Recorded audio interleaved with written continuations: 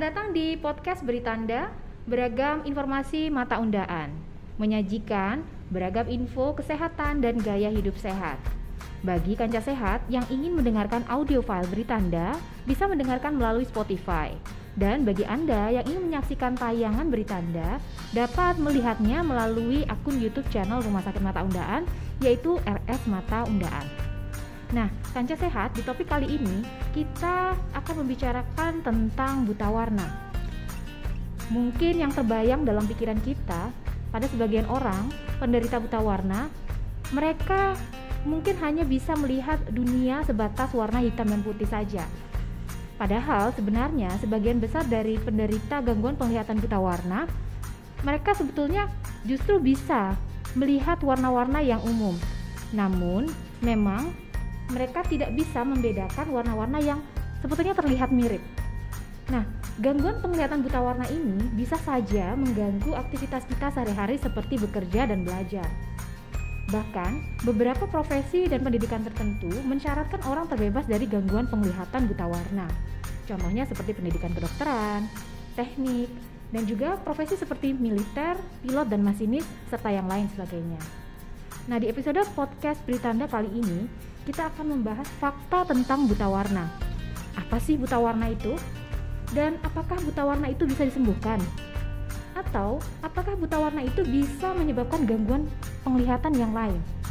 Nah, untuk lebih jelasnya, pada topik kali ini saya ditemani oleh Dr. Kitri Astuti, spesialis mata dari Rumah Sakit Mata Undaan.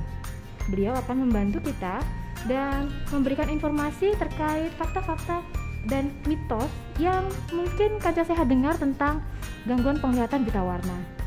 Untuk Dr. Kitri Astuti, kami ucapkan terima kasih dan selamat datang, dokter. Terima kasih, Mbak Yunita. Iya, apa kabar ini, dokter? Alhamdulillah sehat. Sehat ya, kita harus sehat ini, dokter, dalam kondisi seperti ini. Oke. Baik, dokter, seperti yang tadi saya sampaikan di awal tentang buta warna. Sebetulnya apa sih, dok, buta warna itu? Kenapa kok dibilang orang masih awam itu taunya buta warna itu ya semua warna nggak bisa lihat, bisanya hanya hitam dan putih. Monggo, dokter. Ya, jadi buta warna sendiri sebetulnya adalah gangguan penglihatan warna. Jadi fungsi melihat itu tidak hanya dia jelas melihat, tapi dia bisa membedakan warna. Nah, membedakan warna inilah yang kalau dia ada gangguan, istilahnya adalah buta warna. Dan seperti penglihatan juga, itu juga ada derajat-derajatnya. Jadi derajat penurunan kualitas penglihatannya itu adalah namanya kalau ada yang minus, ada yang plus. Nah, kalau untuk buta warna, dia ada beberapa yang hanya tidak bisa melihat warna-warna tertentu, atau dia bisa melihat tapi kontrasnya kurang jelas. Nah, yang paling parah memang dia sama sekali tidak bisa membedakan warna, alias ya dia melihat dunia ini sebagai abu-abu dan hitam putih saja. Nah, itu yang paling parah. Tapi kasusnya sedikit sekali, jadi jarang sekali terjadi. Yang terbanyak adalah dia masih tetap bisa melihat, oh ini hijau, ini merah, tapi kalau sudah dicampur jadi satu, nah itu baru dia bingung. Jadi istilahnya buta warnanya parsial atau sebagian. Oh, seperti itu. Begitu.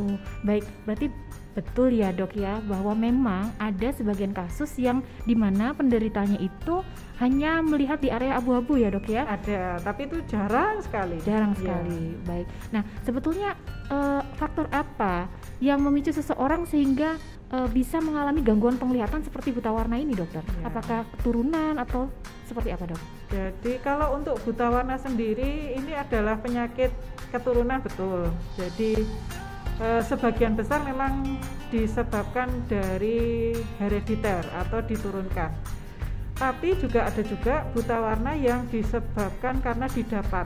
Nah, seperti dia punya kelainan diabetes, gangguan pada pasien-pasien usia lanjut, kemudian gangguan glaukoma, kemudian gangguan penyakit-penyakit saraf mata atau retina, itu bisa juga menyebabkan pasien itu jadi buta warna. Ada juga beberapa kasus itu karena dia mengkonsumsi obat-obat jangka panjang, ada yang bisa menyebabkan buta warna. meskipun derajatnya dia berbeda-beda, alias tidak sampai dia melihatnya abu-abu semua gitu, enggak, tapi terjadi penurunan kontras biasanya. Jadi dia umpamanya kalau untuk orang lain ini merah cabai, dia cuman ya merah ya, tapi kok kayak oranye, seperti itu. Begitu ya. Jadi sebetulnya justru buta warna ini bukanlah pemicu gangguan penglihatan lain, tetapi mungkin akibat dari gangguan penglihatan yang sebelumnya ada, begitu dokter? Bisa. Nah, pada beberapa kasus ya, ini pada kondisi pasien yang kondisinya memang kondisi fisiknya buruk ya, jadi karena kondisi fisiknya buruk terjadi gangguan buta warna. Biasanya seperti itu, jadi bukan karena dia punya buta warna terus dia punya penyakit-penyakit yang lain, itu jarang. Itu tidak benar ya dok ya. Jadi seperti itu Kancah Sehat. Nah, untuk selanjutnya ini dokter, nah kan karena buta warna ini seringnya tidak disadari oleh mereka yang mengalami gangguan penglihatan buta warna. Kira-kira bagaimana upaya untuk melakukan deteksi dini dokter, untuk menyatakan bahwa seseorang itu ternyata memiliki gangguan penglihatan buta warna? Kan tidak disadari ternyata saya ini punya gangguan penglihatan buta warna.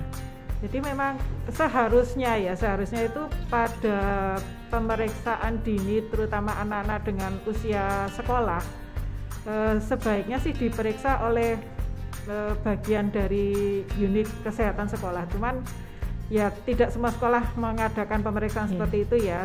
Jadi kalau memang dari beberapa kasus seringnya itu ketahuan pada saat mereka tuh ingin masuk militer. Loh kok saya tuh ternyata buta warna ya.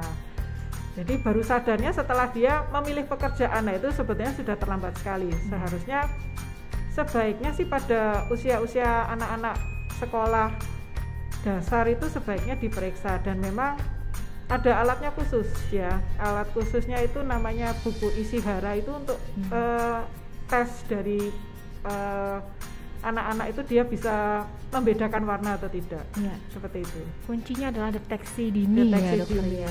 Anjuran dari dokter Kitri ini untuk adik-adik yang mungkin masih usia sekolah, minimal 1 tahun berapa kali dokter? Apakah memang harus melakukan pemeriksaan lengkap dasar ya, khususnya buta warna, mungkin minus atau silinder juga mungkin bisa diketahui dari situ, atau bagaimana nih dokter? Jadi kalau untuk buta warna yang bawaan itu kalau sudah diketahui 1 kali pemeriksaan dia sudah buta warna, ya sebetulnya pemeriksaan berikutnya sama saja ya, tidak perlu diulang lagi. Yang jelas memang diketahui dulu anak ini buta warna apa enggak. Soalnya tujuannya adalah ya kita juga akan mengarahkan anak ini nanti mau kemana.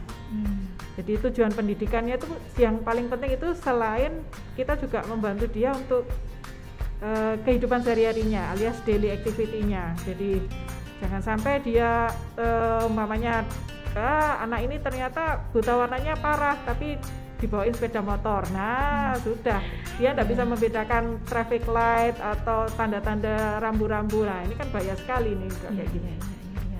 Seperti itu. Jadi sebisa mungkin ya sedini mungkin ya dok ya, sesuai dengan arahan pendidikan nantinya si anak itu ya dokter ya.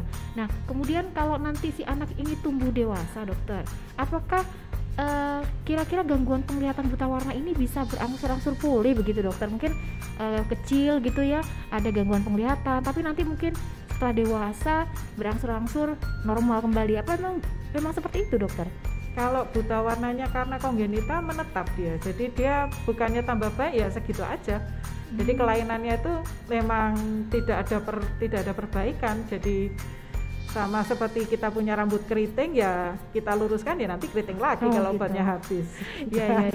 Gitu ya dok ya. Jadi kalau memang sudah ada gejala itu ya sudah bawaan ya dok. Tidak bisa kita sembuhkan memang. Siap, baik. Nah selanjutnya kalau kita ngomong upaya juga ya selain deteksi dini dokter, ini ada juga yang info yang saya terima juga kacamata membantu untuk supaya kita bisa membedakan warna, khususnya mereka-mereka yang ada mengalami gangguan penglihatan buta warna. Apakah betul dokter kacamata itu ada dan memang bisa membantu untuk pasien-pasien ataupun penderita gangguan penglihatan buta warna? Ada, kacamata seperti itu ada, tapi juga bukan berarti dia mengembalikan fungsi warnanya 100% ya. hanya membantu supaya lebih cerah saja.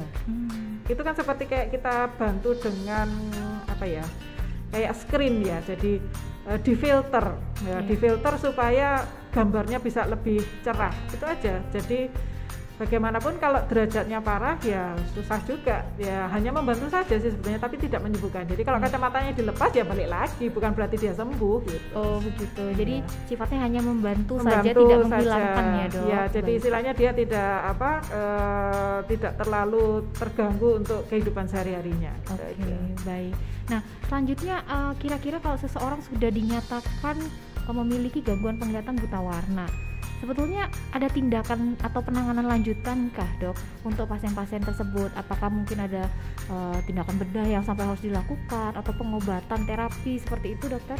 Jadi ya jeleknya buta warna ini kalau memang dia sudah menderita ya sebetulnya tidak bisa diterapi ya. Jadi kalau ada yang bilang oh ini bisa menyembuhkan buta warna, ya mohon jangan dipercaya ya, karena sampai sekarang pun terapi gen pun juga belum menjanjikan hasil yang maksimal. Jadi tarafnya pun juga masih taraf laboratorium. Jadi kalau ada yang bilang oh ini bisa sembuh dengan obat ini, ya sebaiknya jangan dipercaya ya, karena sampai sekarang memang belum ada obatnya. Dan yang tidak enaknya lagi adalah buta warna ini kan memang diturunkan. Jadi memang sering terjadi pada anak laki-laki dibanding pada anak perempuan karena dia terikat pada kromosom X. Jadi memang dari distribusi penyebarannya memang terbanyak memang anak laki-laki. Anak laki-laki ya. Nah itu bunda-bunda di rumah yang memiliki anak laki-laki, sedini mungkin lakukan pemeriksaan untuk buah hati kita, terutamanya jika memang kita ada niat ya untuk menyekolahkan si kecil atau buah hati kita ke sekolah-sekolah yang mensyaratkan itu tadi, tidak boleh memiliki gangguan buta warna. Jadi sedini mungkin bisa kita deteksi, begitu ya dok ya kira-kira. Nah baik, saya rasa cukup untuk pertanyaan yang sudah banyak tadi ya, kita sudah dapat informasi dari dokter Kitri, banyak mitos-mitos yang ternyata nggak benar juga, dan akhirnya disampaikan oleh dokter Kitri yang benar seperti apa, begitu ya dok ya. Nah itu tadi topik bahasan kita tentang buta warna bersama dokter Kitri Astuti, spesialis mata. Untuk dokter Kitri Astuti kami ucapkan terima kasih atas kesediaannya berkenan datang dan mengisi program podcast untuk topik kita pada hari ini. Nah Kanca Sehat tetap dukung kami dengan mengikuti segala informasi yang terupdate dan menarik dari Rumah Sakit Mata Undaan, bisa melalui Instagram ataupun channel YouTube Rumah Sakit Mata Undaan. Pesan kami tetap jalankan protokol kesehatan, jaga jarak, tetap gunakan masker dan jauhi kerumunan. Jangan lupa juga makan makanan yang bergizi. Nantikan kembali tayangan podcast berita Anda Rumah Sakit Mata Undaan selanjutnya. Salam mata sehat.